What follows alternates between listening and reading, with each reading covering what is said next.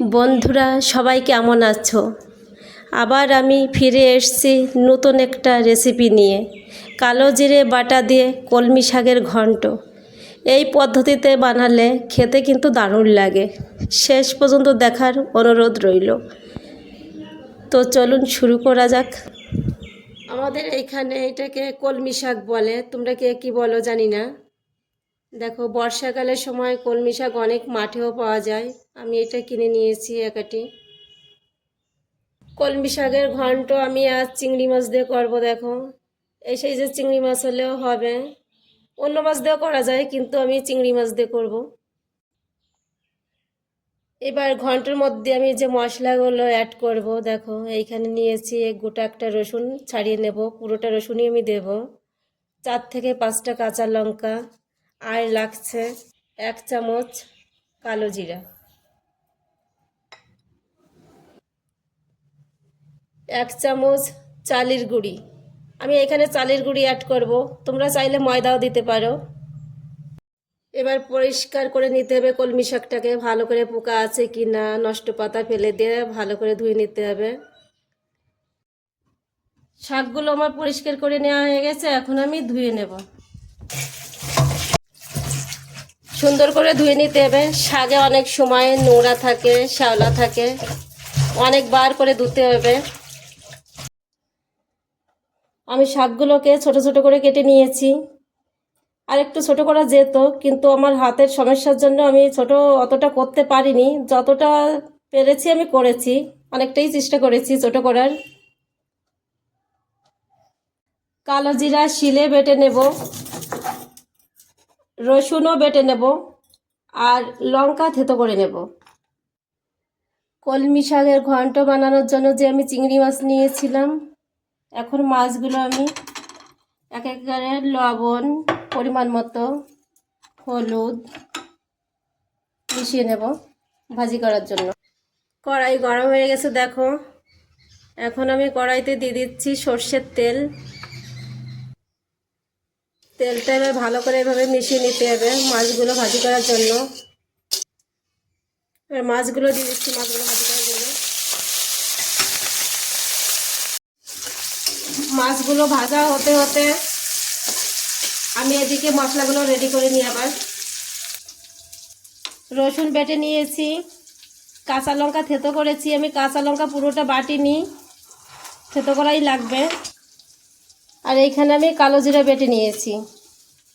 বাটা মশলা complete.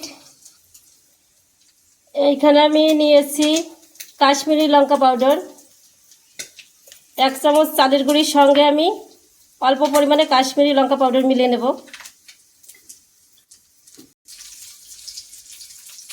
অল্প পরিমাণে ঠান্ডা জল দিয়ে দিচ্ছি আমি, ঠান্ডা জল দিয়ে মেলাতে হবে এটা। দেখো, আমি সুন্দর করে ব্যাটারটা মিলে নিলাম জলের সঙ্গে, একটুও দানা নেই। এভাবেই মেলাতে হবে। মাছগুলো ভাজা হয়ে গেছে, দেখো সুন্দর করে ভেজে নিয়েছি। এবার আমি নামিয়ে নেব।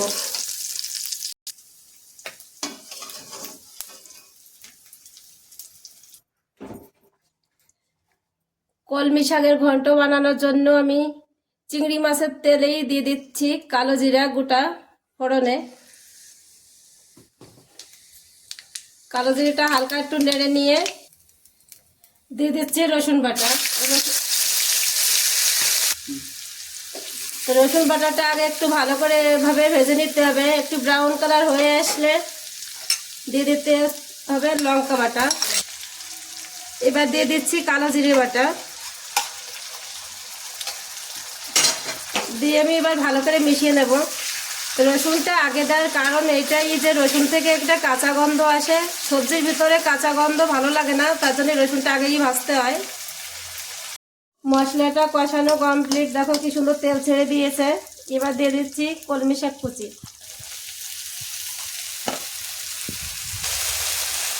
এবার দিয়ে দিচ্ছি স্বাদ অনুযায়ী লবণ, হলুদ। লবণ হলুদ ভালো করে এবার মিশিয়ে নিতে হবে। শাকগুলো আমি 2 মিনিট এভাবে মশলার সঙ্গে কষিয়ে নিয়ে নিলাম। এবার দিয়ে দিচ্ছি চিংড়ি মাছ। চিংড়ি মাছটা দেওয়ার পরেও আমি 1 মিনিট এভাবে কষিয়ে নেব। চিংড়ি মাছ দেওয়ার পরে আমি 1 থেকে 1.5 মিনিট আমি এভাবে কষিয়ে নিলাম। এবার আমি দিয়ে দেব চালের গুঁড়ির ব্যাটারটা। কলমি শাক হালকা, তার জন্যই আমাকে চালের গুঁড়ি ব্যাটার ইউজ করতে হচ্ছে, যেহেতু এটা ঘন্ট। কলমি শাকে জল দিলেই শাকটা হালকা হয়ে যেত, আমি গাঢ় করার জন্যে চালের গুঁড়িটা অ্যাড করলাম। আমি শাকের ভিতরে ব্যাটারটা দেওয়ার পরেও 2-3 মিনিট ধরে আমি এইভাবে মিশিয়ে নিলাম। দেখো কত সুন্দর একটা কালার এসছে, শাকগুলো সবুজ সবুজ আছে।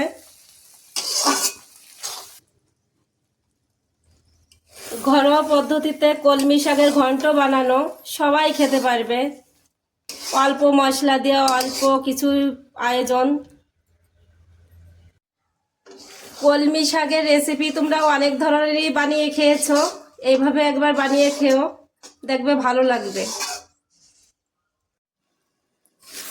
কলমি শাকের ঘন্টটা হয়ে গেছে, এবার আমি নামিয়ে নেব। দুপুরের জন্য অনেক আইটেমই আমি রান্না করেছি, কিন্তু সব তো দেখানো সম্ভব না। রোজ দিন একটা একটা করেই আমি ক্যামেরার মাধ্যমে তুলে ধরি। এবার আমার কলমি শাকের ঘন্টটা হয়ে গেছে, আমি নামিয়ে নেব। তোমরা ভালো থেকো, সুস্থ থেকো, সবাই আনন্দে থেকো।